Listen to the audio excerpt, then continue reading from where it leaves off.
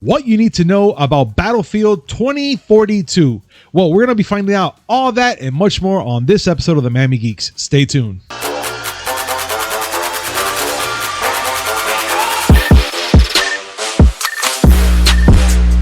Yo, yo, yo, what's up, everybody? Welcome to a brand new episode of the Miami Geeks Weekly Updates, brought to you by digitalcracknetwork.com. I'm your host, Punisher305, and with me as always, thank you freaking God, Uncle Willie. You make it sound like I was gone for a very long time. Yeah, you've been gone for a minute. A hot minute, actually. Well, I mean, I have an excuse. Well, yeah, I told the friends out there, you've been to Disney World, and you also took a break on Monday because, hey, I'm old. I'm going to tell you right now, fuck that part. But the fact that you went to Disney World, it takes a lot out of you. You need a day off from the trip. So I understand completely. I wish work understood. Yeah, I wish they understood too. But, Willie, just like everything else, they will never understand, but we had to do what we had to do just to get shit done. Like, for instance, this segment is brought to you by D2D. Use promo code MIAGeeks10 to save 10% on your next purchase order. That's MIAGEEKS10. On cast description down below. Copy the promo code, click on the link, put it on the shopping cart, and that's 10% there saved, guys. And also an additional percentage off on the site alone. Also, make sure to follow our guys from Decora Lights, which they have some killer LEDs, guys. If you don't believe me, I have the links down below where you can go check them out on Instagram and let them know that the Miami Geeks sent you. They're going to hook you up nicely. Very nice. And yes, make sure to hit like, comment, subscribe, hit that notification button just so we come up with amazing news, which is 3 times a week. Mondays, Wednesdays, and Fridays, and a little something in between. And just for you, Willie. And now, on with the show. Don't blame me for that. You know you like doing it. Oh, I do. I get a kick out of doing it all the time. But the thing is that if I don't do it, you call me out on it. And that's what boys do. Because, you have to call about listen, it. You got to do it. You already introduced it. That's your shtick. That is my shit, yeah. Yeah. And indeed, you're very true about that. But Willie, we need to get down. We have a lot of things to talk about. And one of the things is, for sure that we need to break down is, okay, we finally got to see Battlefield 2042. And title. It looks fucking crazy. Yeah, they went from Battlefield 5 to all these fucking numbers. They just said, fuck it. They didn't care. And nobody cares about Battlefield 5 anyways. No, it's true. You're right.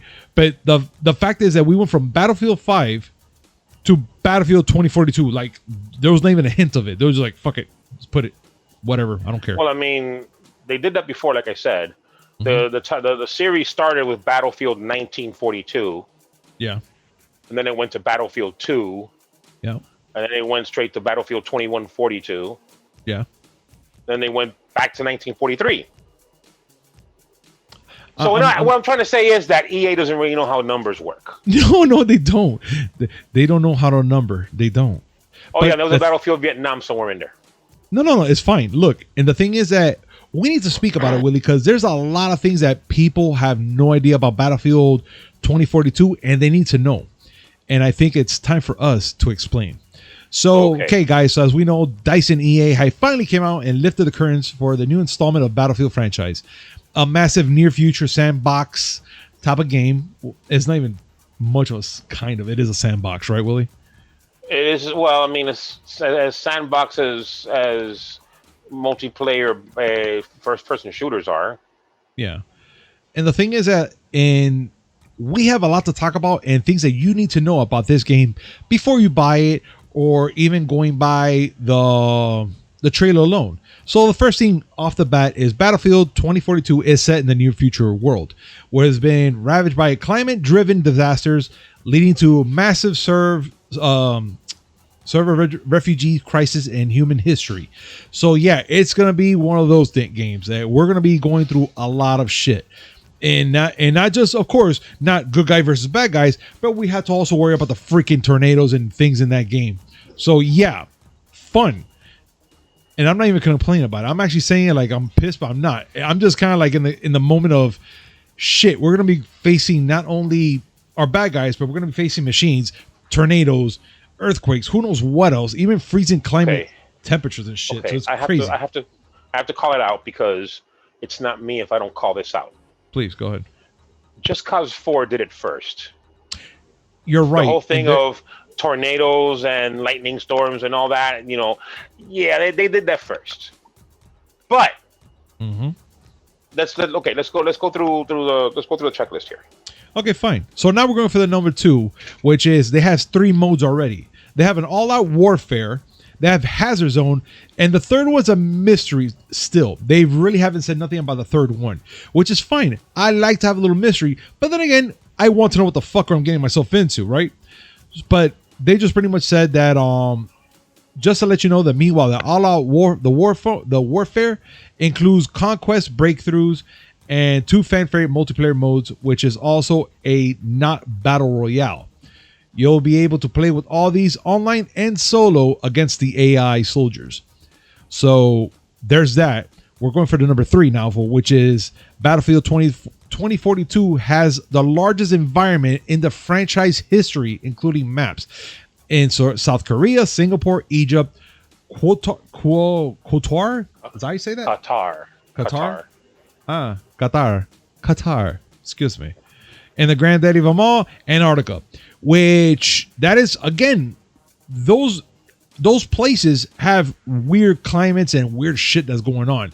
I'm pretty sure we're going to be running into freaking tidal waves, tsunamis, and a bunch of other things. But again, this is just what we're getting from just the trailer and from EA DICE as well. I'm completely against this. You are? Why? Yes. Why you gotta fuck with the penguins? Fuck a penguin, because we're gonna be killed by the polar bears. That's what you need to know. That's up north. It's still there, right? Well, it's not listed. I'm pretty sure they're going to add it now. I'm pretty sure they're going to fucking add it. They say Russia. I'm going to say polar bears are assumed. You call those bears? We're bears. No. Let me tell you something. Russian bears are some shit. Did you know that there is an abandoned airfield in Siberia? It used to be a military base. Okay. And bears hang out there.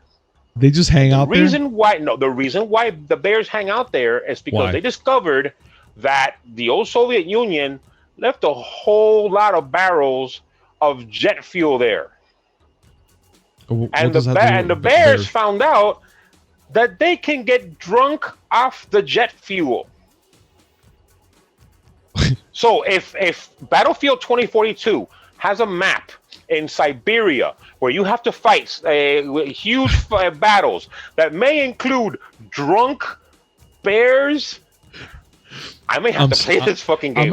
I'm going to be in line getting this game just for the fucking drunken bear fights. I'm okay with that. But I'm not going to get it, and we'll get there soon enough. And I'll tell you, and you'll find out why. So let's go to the number 4, which the game supports up to 128 players on PC, Xbox Series X and S, and PlayStation 5. On the Xbox One and PlayStation 4, it will be around 64 players per on the map. Will be scaled down a bit, which, okay, I get it. I don't know why. All right, I know why. You know why? I know why. Limitations of hardware. The Xbox One and PS4 won't be able to handle 64 versus 64 matches, and they won't be able to if these maps are as big as they say they are, they won't be able to handle maps that big. They won't. You're right. I remember that Just Cause 3 on the PS4 was a huge fucking map. Yeah. And it had to be loaded in pieces because it couldn't handle the entire map in one sandbox. So I know the PS4 and the Xbox One can't handle it. That I understand. Yeah. Well, here's another one that I find pretty interesting for everybody, even for myself. Battlefield 2042 introduces a new approach of character classes. There will be 10 unique specialists in this fucking game. Of course, you're going to have the basics, the recon, the assault, the support, and the engineer, but there's others now. And again, we're not sure what they're going to be putting in there. They're going to probably put like a heavy, they're going to probably put like a doctor, nurse type of person in that game. Well, I'm guessing that support would be the doctor or nurse. Okay. And I'm guessing assault. Well, assault doesn't necessarily have to be a heavy. No, that'll be like a basic runner, that'll be a scout or a recon, right? No, that's recon. Yeah. Scout is recon. Well, you know what? I'm not even gonna get into that subject because there's so much more still to cover here, guys. But yeah, there's gonna be 10 of them already, so that's pretty fucking amazing. And of course, like I mentioned in the beginning, there's gonna be a dynamic weather event built into the environments of including tornadoes randomly appear in the map just out of fucking nowhere. So yeah, that's gonna be fun. It's gonna be sucking up players, sucking up vehicles, and anything. But here's a huge but: your character, whoever you choose or whatever you're gonna equip them, has to be or maybe prepared for that type of environment. You mentioned it already, Willie, on which game was it again that did it first? Just Cause 4. Just Cause 4 has a guy that has a suit that he can go through the tornadoes and whatnot. And I saw in this commercial they had a character doing the same thing with the wingsuit. And I was like, all right, cool. That's pretty interesting. I guess I won't be having the wingsuit because I'm going to be going in there with my shotgun and shooting the shit out of everybody because reasons. Fortnite. Because Fortnite.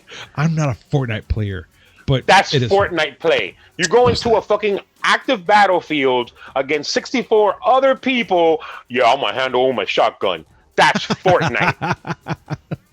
Yeah, well, whatever. But look, another thing here is we're on number 7. Battlefield 2042 will include a battle pass system for seasonal, content with free and premium tiers, which that is very common, right, Willie? Though it is now. Okay. Again, Fortnite. Yeah. And finally, the last one, number 8, Battlefield 2042 will land on October 22nd, and it will cost $60 on PC, Xbox One, and PS4, but it's going to be $70 for the Xbox Series X and the PS5. Pre-orders are right now available, but let's tell you this much right now. There's other prices because standard edition, that's how much that's going to be costing. That's for the standard edition. For the gold edition, you're looking like at $100 all the way across the table, except for PC. But let's be honest, with taxes, you're going to hit the 100. The ultimate edition, you're going for 100 and change, like $120 across the table as well. So if you like this game that much to spend for the ultimate edition, that's on you. But I am going to be sticking to the standard price and might even maybe just get the PS4 one so I won't have to break the bank that much and play on my PS5. But I'm not sure if there's going to be anything different from playing that game on the PS5 with the graphics and whatnot off of a PS4 disc. All right. So, Willie, your thoughts? Oh, are you ready? Please share. Okay. So I get the limitations for the PS4 and the Xbox, like I said before. Yeah. There is a hardware limitation. I get that. But the first problem I have, the very first problem I have is with the base price. Yeah. Okay. So Xbox Series X and PS5 are $70. Yeah. PC is 60. Yeah. PC can do the same stuff that the Xbox Series X and the PS5 can do. Maybe a little more, to be honest. I'm not going to go PC Master Race here, but so why there's $70? Don't answer that question because I know the answer. Yeah. Publishers want to get people used to the $70 price point on consoles because they want more money. It's true. It's absolutely true. What are you getting for that money? Okay, you're getting big sandboxes, few maps. You're going to get 128 player battles, so 64 on 64. It's going to be a lot of melee going on. You do know it's multiplayer only, right? You see, that part I did not know. Now, let me get there. That's bothersome, but go ahead. Battlefield started out as a multiplayer only series. Mm-hmm. Story mode was added afterwards because console players kind of like demand some kind of story mode. Yeah. Is it necessary? I don't think it's necessary. But look at the optics of this. You're going from Battlefield 5, say whatever you want about the game, but it existed. Mm-hmm. And you're going from Battlefield 5 to Battlefield 2042, a newer game with lesser features for more money. Okay. There is no story mode. There's no other modes other than basic multiplayer that we know of just yet. And you can come up with the whole thing of, yeah, but they're going to be adding stuff. Yeah, that's great. Yeah, but they should have had it already added then. They're selling right now. Remember, let's go the Agent Joe route here, because Agent Joe, you and I had this discussion in our little chat room. Absolutely. And we talked about a lot of things. Mm-hmm. So, okay. Battlefield is supposed to be the competition to Call of Duty. Okay. I don't think they are, and I'll tell you why in a second, but okay, we're going to go by that idea, that Battlefield and Call of Duty are competitors. Look at all the things that Battlefield 2042 is not giving you at launch. There's no solo campaign. Uh-huh. There's no co-op. Okay. There's no cross-play. There's no free-to-play. So you're getting less stuff, and you're paying more. Yeah, I don't like the idea. Like, to be honest, the game looks phenomenal. Well, it's not even the game, to be honest. We only got a cinematic trailer.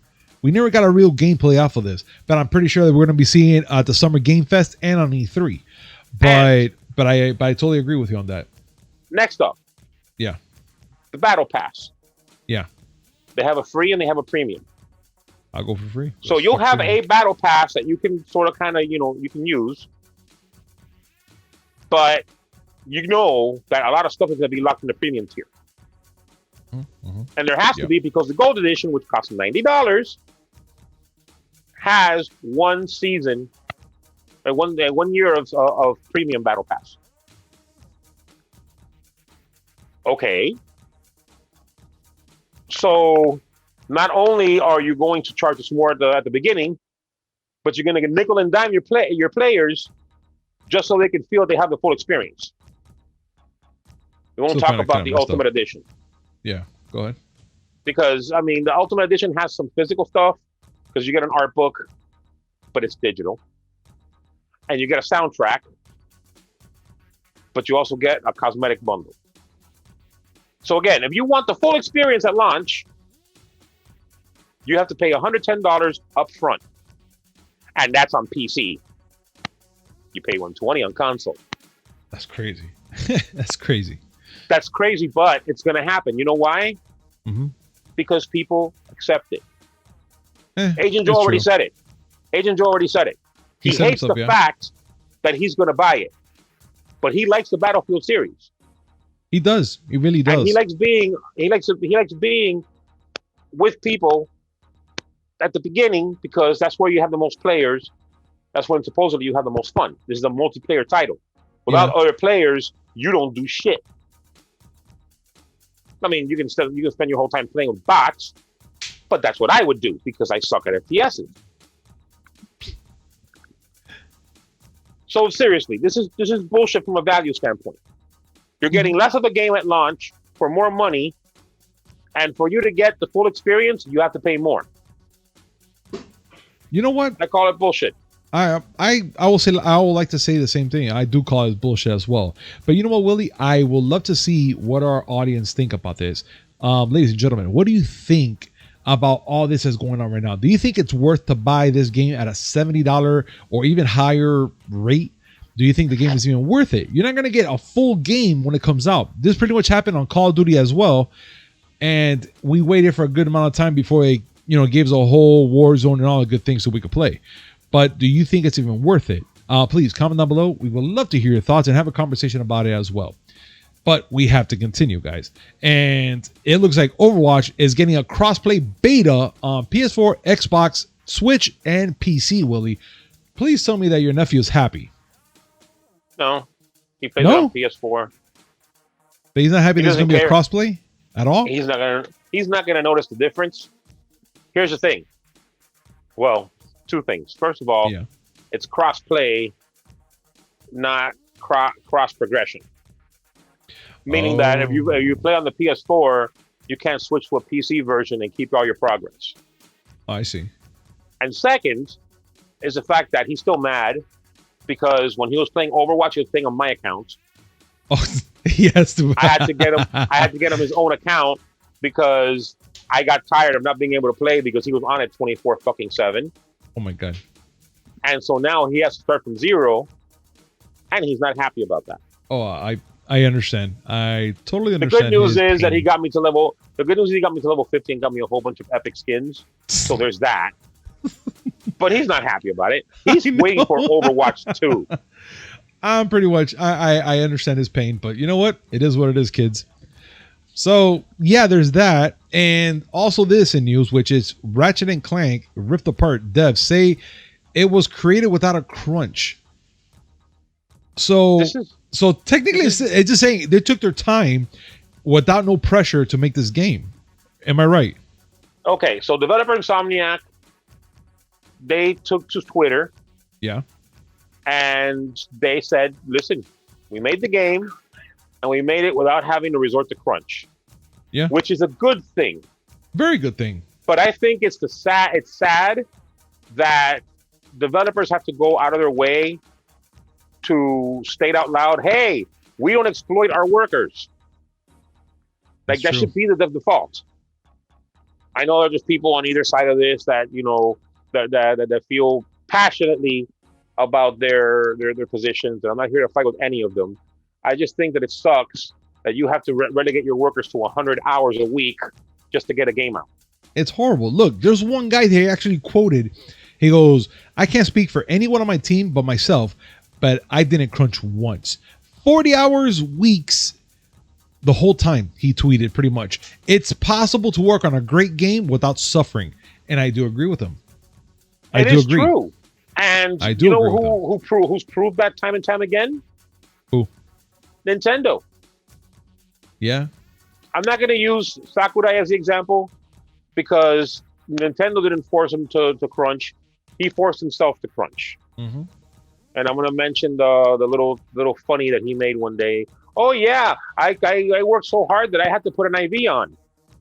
That part is not even a joke. Sakurai-san. Yeah, I know. Sakurai-san. That's not something you joke about. You don't. You don't. But you know what? I'm glad that Insomniac Games didn't resort to crunch to get this game out. I'm glad that their employees are proud of what they did without having to crunch. Mm-hmm. That's how it should be. Yeah, it's true. And I'm glad about it. God, I wish I could stay on gaming forever. But we have to go to the... You have to. Fucking... Come on. God. Bring it home. Bring it home, Punisher. So Space Jam New Legacy gets a second trailer. First of all, I want you to look at my freaking face so you can see the amount of excitement that I have because I saw it. There is no excitement. I have zero excitement. Why? Because nothing is good in that fucking trailer. Nothing. There was nothing. That's not true. Not a zilch. That's not true. Oh, please go ahead. First of all, be glad that I don't have a camera on me right now, because you would see the smug grin that I have on my face. Oh, you knowing that you have to talk about this garbage. I fucking hate it. But please tell me why I was wrong on that one part, though. There are two good parts in the trailer. Okay, go. Those two parts are subjective, so it depends on everybody, you know, on the way they think about these things.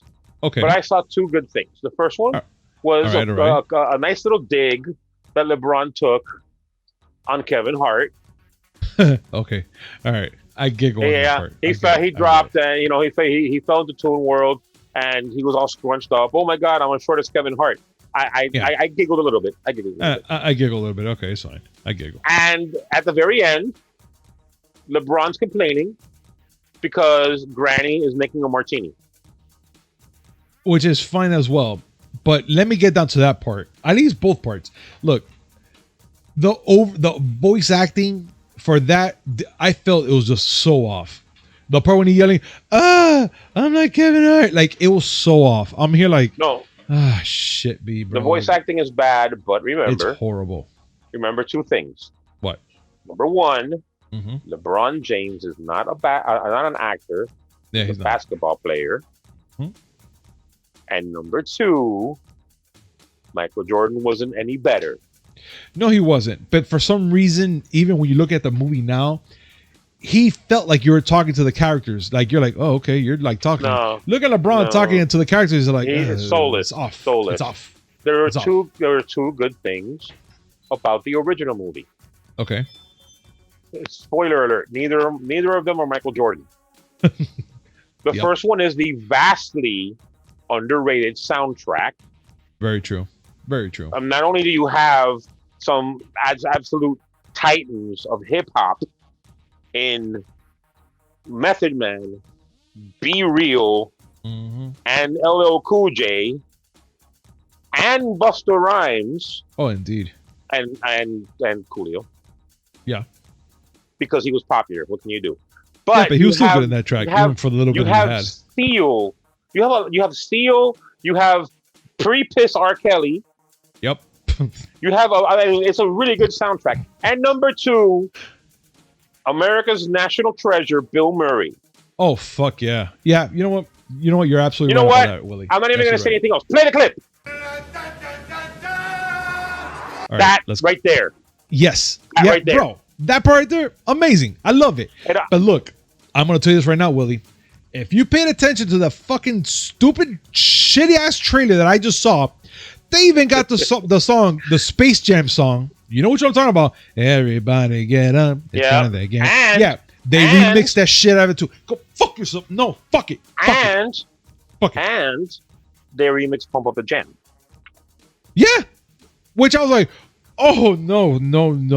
Stop! No, stop! I didn't want this shit. The most egregious thing is that the Droogs are still there. They're still there, even though everybody pointed them out already. They took out the skunk and left the rapist. Exactly. I don't care. Listen, I don't care how you feel about it. Yes. Pepe Le Pew is a fucking rapist. Yeah. I get that, and I understand why he would not be there. Why keep the actual professional rapists? You're right, but then you got the human rapist. So I'm gonna go and say that there's one more positive about it. That's that Don Cheadle is there. Yeah, he's a great actor. I mean, he's Rhodey, fine, Rhodey 2.0. Hashtag Terrence Howard is the original Rhodey. But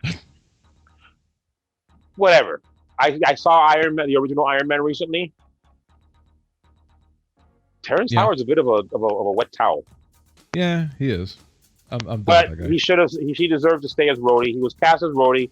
He should have stayed as Rhodey. Yeah. But Don Cheadle's better. Oh yeah. Tony Stank. Table of one. I'm not letting that go. But look, I gotta tell you something. In the end of that trailer, they did this little hint of a secret weapon, or they need a secret weapon, or they have a secret weapon. Please don't tell me that Michael Jordan is a fucking secret weapon. No. You mean it's not Wile E. Coyote with that machine that makes 4 of him? Dude, well, that part was actually funny. But still. So you liked it! That part was funny for me, because all I could think about is all these points that he made with his clone bodies, and all I could picture him just holding up a sign going, this is funny, isn't it? Or something like, this is crazy, isn't it? Or some shit. Or the scoreboard going nuts. I heard the pinball noises. Yeah, or some shit like that. But you know what?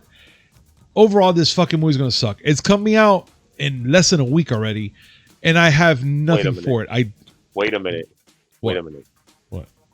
Optimus Prime is calling this shit? Yeah. Wow, I'm calling folks. it shit. Wow. I don't want to see it. It's going to be dog shit. It's going to be pure dog shit.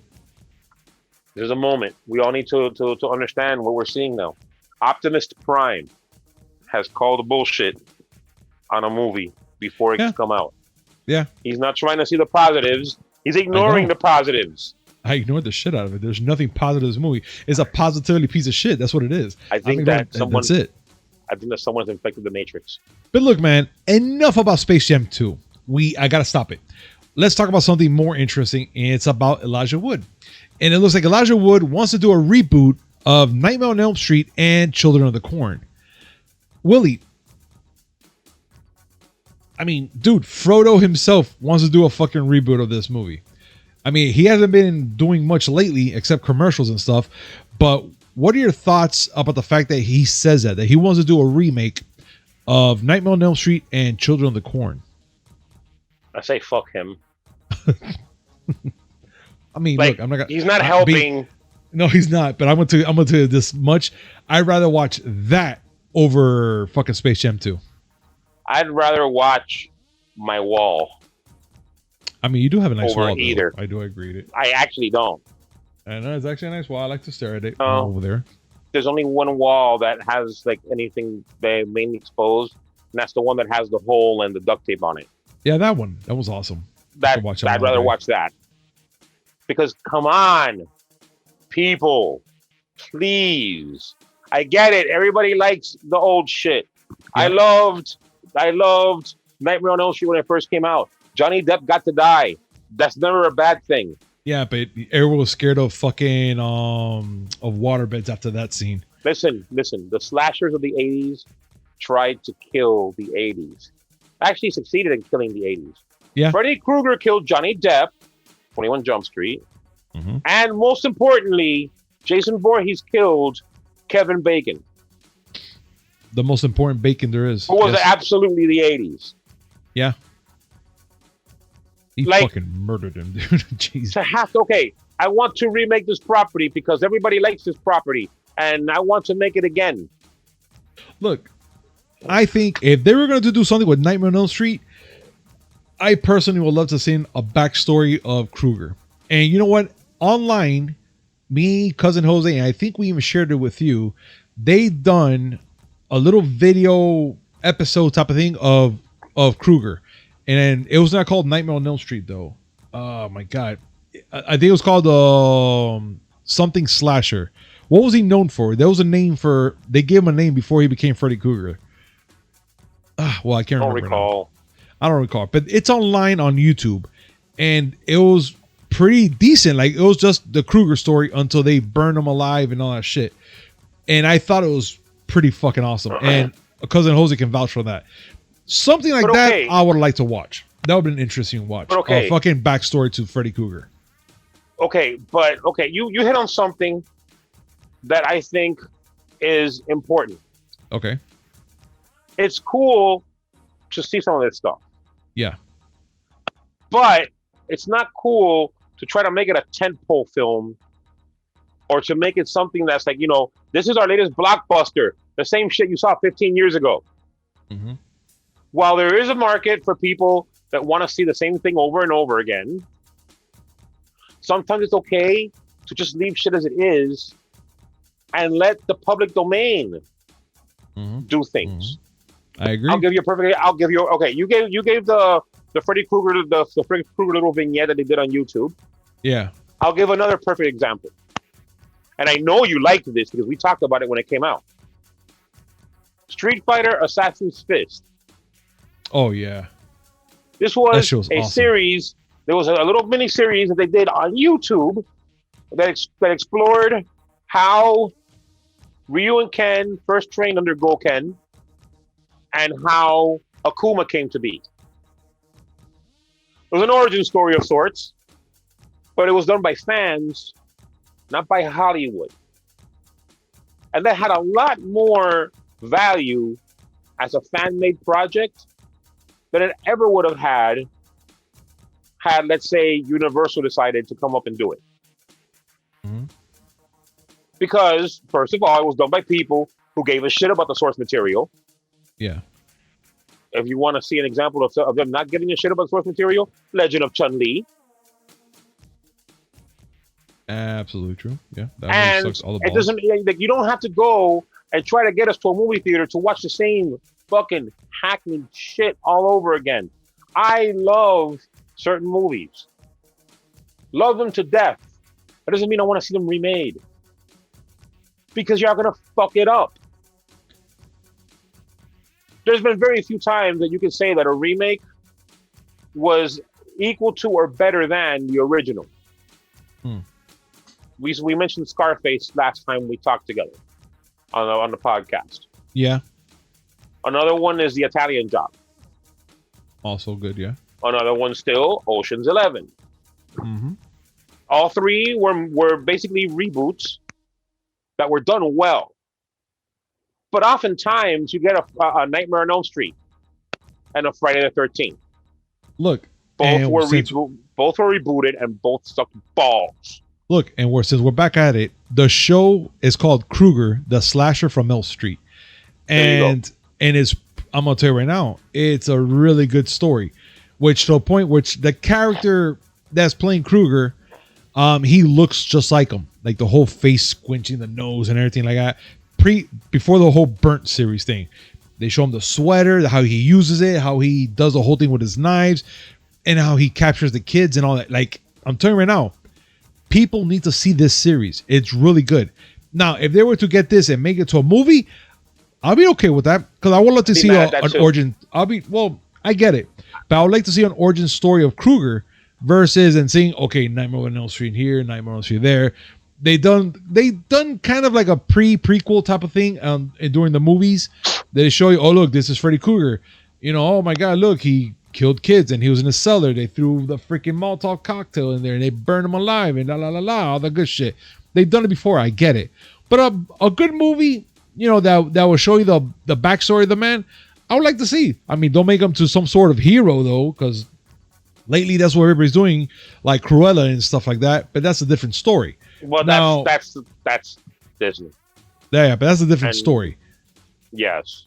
Yeah, but for this, I would like to see if they were done like an origin story, at least for Krueger. But yeah, that's my take.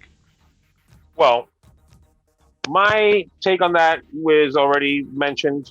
I don't have to bring it up again. Fucking stop. Yeah. Like Elijah, I guess the good news is that he doesn't want to redo Lord of the Rings. Because then it'll be 15 movies, and we need to have a backstory for every single character in the Fellowship. Jesus Christ. That'll be too long for me to handle. And I wouldn't want to see it. No, nor would I. But next. Next. Let's talk about Thor 4, guys. Love and Thunder. And we have Tom Hiddleston in the news confirming that Loki and Thor are not reuniting. They're not going to be together. They're not going to show up anytime, any place. No, it's not going to happen. So as we know, the Loki show is happening, and they kind of touch base on the fact that this Loki that we have now, he's from the first Avengers movie, which he took the scepter. He took it, not the scepter, the fucking what was it called again? Willie? You're talking about the Tesseract. The Tesseract. There we go. He took the Tesseract, zaps himself out of there. And now the fucking time police are getting him, and so on and so forth with a series where you gotta watch. It's interesting. But he's alive in a certain time. Now, people are wondering, being that he's alive in that time, will he show up in Thor 4? He pretty much said already he's not gonna show up nowhere near in Thor 4. But he is gonna have different adventures though. He is still alive, which Thor doesn't know that he is alive, but he's gonna be having some little adventures during the movies, which we might be seeing him in certain movies, not in Thor though. Willie, the fact that this is happening, what are your thoughts about that, man? It's understandable. In the main timeline, I'm sorry, spoiler alert for all of you who haven't seen Avengers Infinity War, Thanos killed Loki. Like a twig. So that was the end of him in our timeline. And again, spoilers for those who didn't see Avengers Endgame. Mm-hmm. The Loki that's running around now and has his own series on Disney Plus is the Loki that grabbed the Tesseract in the lobby of Avengers Tower and bamfed his way out of there, sort of changing the timeline. Yes. And yeah, you wouldn't see Thor and Loki seeing each other in Thor 4, and I would figure that you wouldn't see Gamora reuniting with the Guardians in Guardians 3, seeing as she's also not of this timeline. True. Very true. Which leads to a whole bunch of other questions, but we're not going to talk about that yet because that involves spoiler talk. New Loki TV series on Disney Plus, and please, because we're going to have to talk about it now, give them the disclaimer. No problem.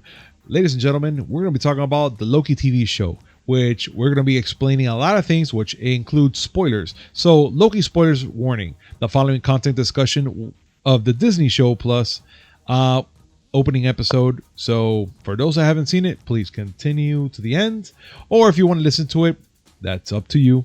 You know, we're not going to force you not to hear us or whatnot. But please, if you don't want to listen to any spoilers of this episode, you know, thank you for joining us, and we'll see you next time.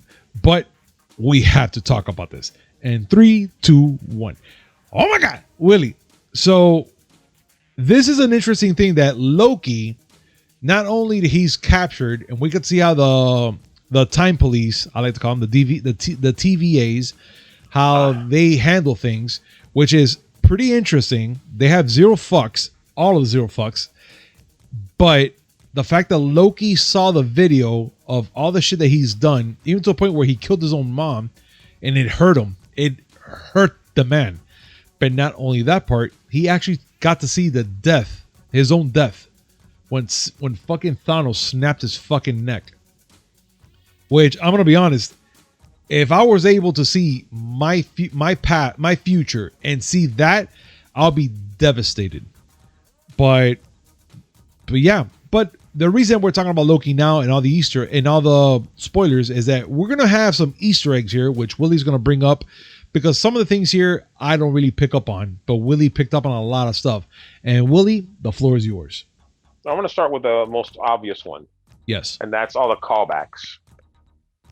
The first episode literally starts with a callback, with the whole thing of Loki being captured in the first Avengers movie, from the perspective of the Avengers in Avengers Endgame. Okay. It starts out there and how he ended up having the Tesseracts, and that was kind of cool to see again. It was. It kind of shook my memory a little bit, and I was like, oh, okay, all right, cool.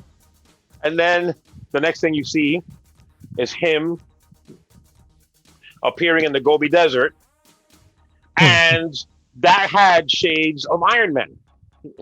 Yeah, it did. Remember in the original Iron Man? Yeah. When he made the Mark 1 in the cave, and he took off, and it fell apart in the air, and he fell down to the ground.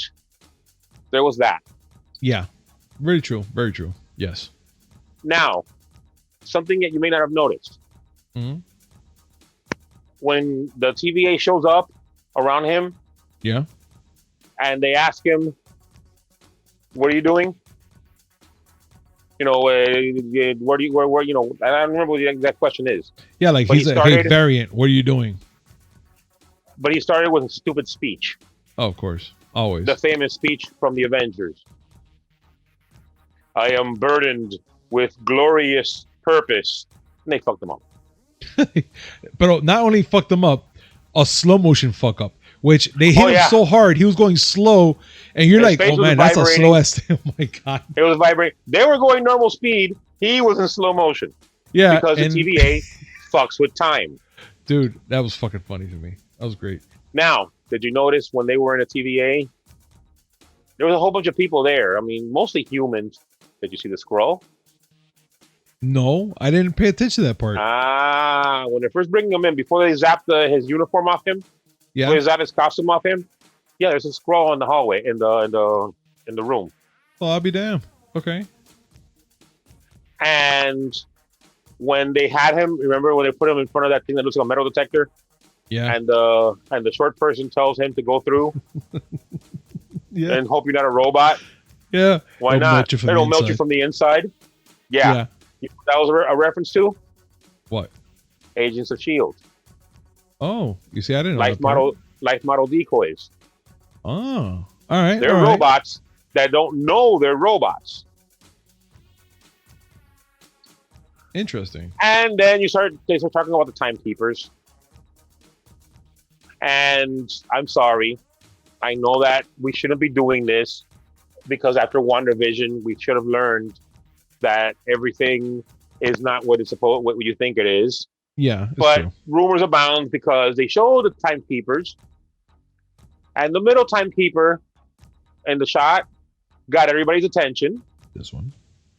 because it kind of looks like somebody that's being set up for a future MCU movie. Yeah, it Would you does. like to I say mean, who it it's is? pretty.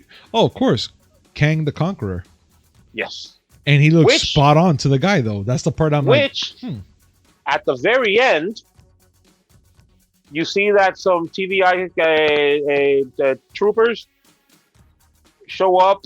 I think it was in Hungary? I don't remember where the fuck it was. No, it was in Oklahoma. I'm sorry. It was in Oklahoma, yeah. It was in Oklahoma, and they popped up and they saw some kind of device, some kind of weapon stuck in the ground, and they scanned it and they said it was from the third millennium. century. Oh, Sorry, the third millennium. You're right. Yeah. The third millennium, which is another reference to Kang, because Kang is from the 31st century. yes. Possible? Don't know. Likely, I would like to say, yes. Possible. But they showed a bunch of other things when Miss Minutes came out. That the section with Miss Minutes was hilarious. It gave me Fallout. It gave me Fallout vibes. Right? GLaDOS. They showed a whole bunch of things. It showed up a whole bunch of things, and one of the things they showed was when the Kree attacked Titan. I thought that was cute. Okay. Yeah. And they also explained. They also explained the timeline. They showed how when the whole Miss Minutes thing was shown.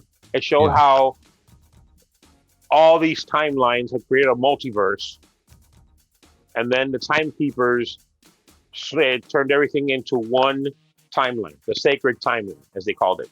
Yeah, and they protect the shit out of it too.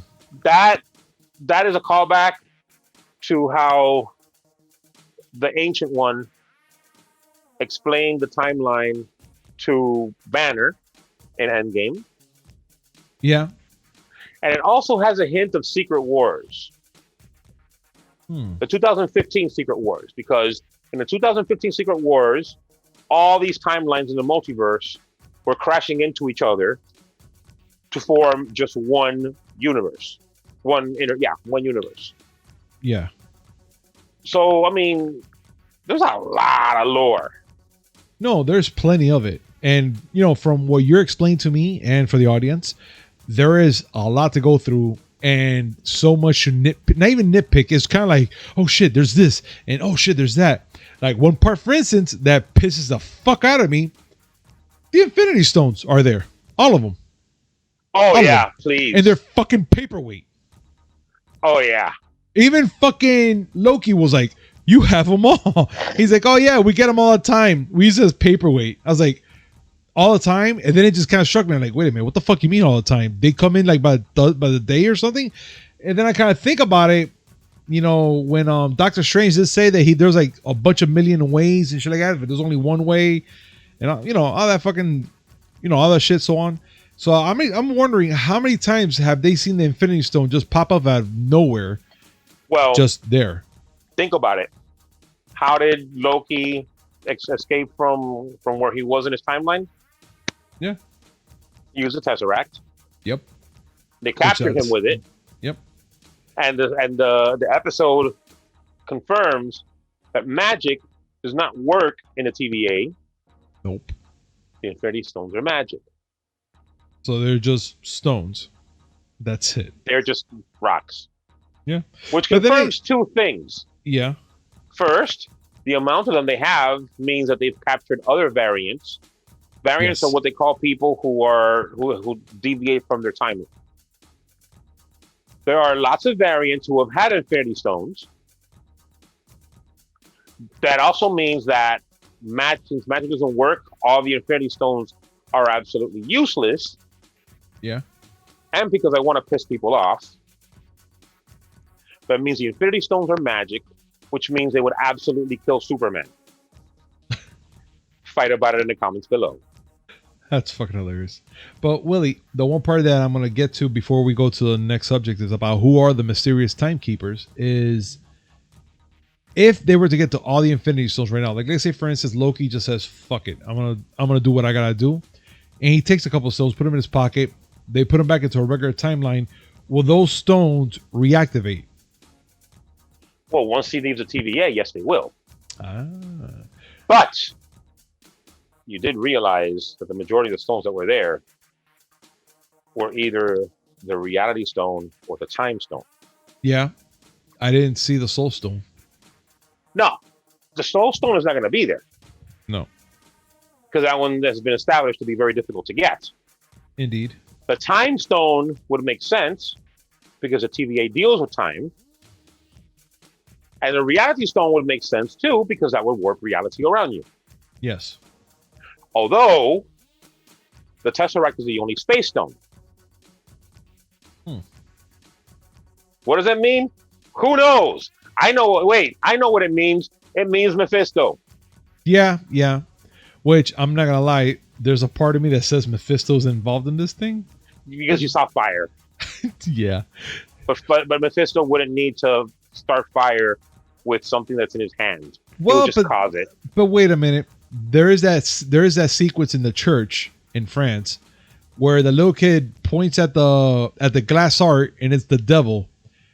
And that's kind of Mephisto-ish, if you want to be honest.